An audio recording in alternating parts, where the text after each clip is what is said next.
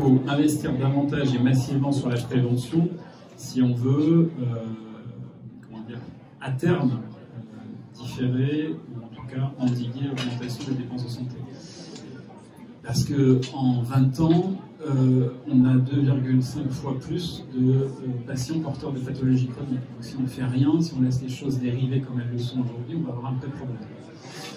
Néanmoins, il y a un élément démographique, c'est que la population vieillit et elle va continuer de vieillir du fait de l'excellence clinique de la médecine et des prises de soins. C'est plutôt une bonne chose, mais ça entraîne aussi des dépenses de santé supplémentaires. Qui plus est, la médecine qui est plus technique, elle est aussi, avec toutes les innovations qui existent d'ores et déjà, les innovations qui sont en perspective sont aussi des innovations assez coûteuses, donc on sait globalement que tendanciellement, les dépenses de santé vont continuer d'augmenter. Donc c'est illusoire de faire croire aux Français qu'on va pouvoir se soigner mieux et plus avec les mêmes niveaux de dépenses. En 20 ans, les dépenses de santé ont augmenté de 94%, alors que les revenus ont augmenté de grosso modo 33%. Donc l'effort individuel et collectif est plus important. On est passé de 9% du PIB à 11,2% du PIB pour le système de santé, et probablement que ça va augmenter. Et donc c'est là où nous pensons qu'il faut que ces sujets-là soient débattus, parce que ce sont des choix évidemment collectifs. Voilà, quel effort, quelle part de l'effort on décide d'allouer pour se soigner mieux, pour être en meilleure santé les uns les autres le plus longtemps possible.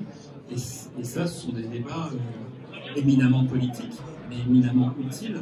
Et donc il faut absolument que durant cette campagne présidentielle, durant cette campagne législative, ce type de choix soit clarifié, débattu, et que nos concitoyens puissent choisir en toute connaissance de cause, pour qu'ensuite, dans la mandature, dans la législature qui vient, les politiques publiques puissent se mettre en œuvre.